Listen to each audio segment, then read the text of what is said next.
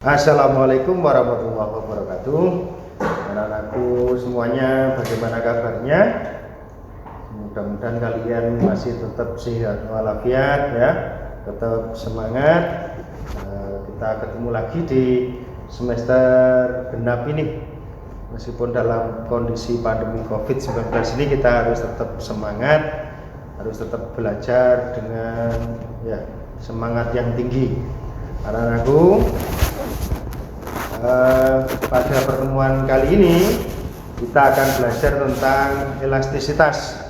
Nanti setelah belajar ini kalian harus menguasai, bisa menganalisis sifat-sifat elastis dari suatu benda dan penerapannya pada teknologi, produk teknologi sehari-hari yang kita temui di rumah ya.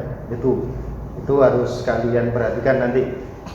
Baiklah anak-anak, mungkin kita seringkali juga sudah mendengar istilah elastisitas. Benda yang ada di alam ini itu bisa kita kelompokkan menjadi dua, benda elastis sama benda plastis. Benda elastis itu benda yang apabila diberi gaya yang cukup kecil, kemudian gaya itu dihilangkan, bendanya akan kembali ke bentuk semula. Kalian tentu bisa menyebutkan contohnya apa coba? Betul, jadi pegas atau pir. Terus misalnya karet, gelang. Jadi pokoknya benda yang apabila diberi gaya bentuknya berubah, terus ketika gayanya dihilangkan, benda itu kembali ke bentuk semula. Itu namanya benda elastis. Lawan dari benda elastis adalah benda plastis. Benda plastis, benda yang apabila diberi gaya bentuknya berubah, dan apabila gaya tadi dihilangkan, bentuknya tidak kembali ke bentuk semula. Contohnya misalnya apa? Plastisin, atau kalian nyebutnya malam ya, plastisin. Terus plastik itu sendiri misalnya, dan lain-lain bukan diri. Jadi ketika gayanya dihilangkan, bentuknya tidak kembali ke bentuk semula ya. Ini kelompok benda yang ada di alam ini berdasarkan sifat elastisitasnya. Baiklah, kita lanjutkan lagi kepada untuk berikutnya adalah ukuran elastisitas dari suatu benda atau modulus elastisitas, atau disebut nanti modulus Young sesuai yang menemukan ya. Ini adalah ukuran kekakuan sebuah benda. Di sini ada istilah stres atau tegangan. Misalnya ini ada, kita punya benda panjang mula-mulanya L0 ya, ini luasnya A. Terus benda ini ditarik dengan gaya F misalnya, sehingga modot bertambah panjang delta L ini. Delta L. Bisa lagi, ini panjang mula-mula ya, benda yang luasnya A tadi, terus ditarik gaya atau ditekan sama saja. Maka yang namanya stres atau tegangan ini bacanya sigma. Itu adalah perbandingan antara gaya dengan luas tadi. Di F ya, itu F itu gaya tarik atau gaya dorong, satuannya Newton. Kemudian A luas penampang yang dikenai gaya tadi, satuannya meter persegi. Nah, sehingga sigma ini atau stres atau tegangan itu satuannya adalah Newton per meter persegi. Jadi sigma sama dengan ini, bukan to ya, kalau torsi ini kalau to, tapi ini sigma bacanya. Seperti kalau ini sigma huruf besar. Itu. Kemudian selain stres ada strain atau regangan. Nah, kalau namanya regangan E berarti delta L. Delta L pertambahan panjangnya per L 0, panjang mula-mula. Ini tentu tanpa satuan. Jadi pertambahan panjangnya tadi dibagi dengan panjang mula. Stres dan strain itu kalau dibandingkan akan ketemu modulus elastisitas atau modulus yang ukuran kekakuan, ukuran elastisitas suatu benda. Jadi sigma per E.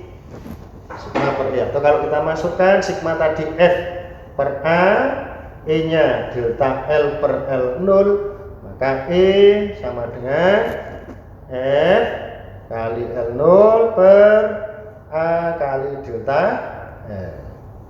Ini satuannya sama dengan Newton per meter persegi. Itu modulus elastisitas atau modulus Young. Jadi ukuran kekakuan suatu benda. Semakin kaku bendanya, ya berarti modulus elastisitasnya semakin besar. Tuh, baik, itu tentang modulus elastisitas. Kemudian di elastisitas ini ada sebuah hukum, yaitu hukum Hooke, anak-anak. Dan ini sering mudah sekali kita pahami. Misalnya kalau ada sebuah pegas tergantung bebas E panjangnya, terus diberi beban, otomatis pegasnya ngotot, bertambah panjang delta X. Semakin besar gaya yang kita berikan, maka akan semakin besar pula pertambahan panjangnya. Jadi kalau ini dibuat grafik begitu, ini F gaya tariknya itu, di sini delta X meter, maka grafiknya adalah semakin besar gayanya, semakin besar panjang pertambahan panjangnya. Jadi F sebanding dengan delta E. Nah, kesebandingan itu bisa menjadi persamaan kalau ada konstanta. Maka K konstannya adalah K delta X. F itu seperti tadi ya, gaya, bisa gaya tarik atau gaya tekan. Delta X pertambahan atau perubahan panjangnya. Perubahan panjang. Satuannya meter. K konstanta pegas. Konstanta pegasnya. Newton per meter. Ini adalah disebut hukum Hooke. F sama dengan K delta X. Kemudian kita bisa juga menentukan usaha yang dilakukan pada pegas, usaha atau energi potensial pegas. Nah, seperti ini. Dilihat dari grafiknya. Kalau kalian pernah belajar usaha, energi potensial itu sama dengan usaha. Nah, usaha itu sama dengan luasnya, luas grafik F terhadap delta X.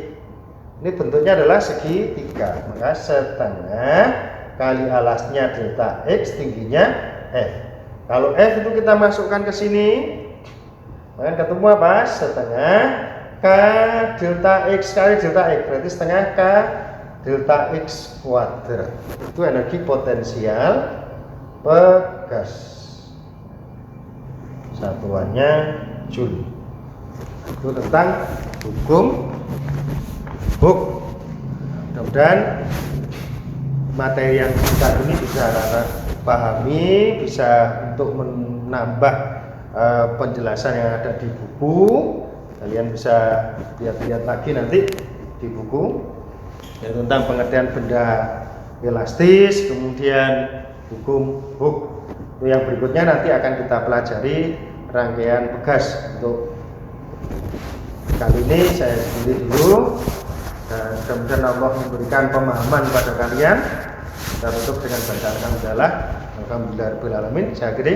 Wassalamualaikum warahmatullahi wabarakatuh.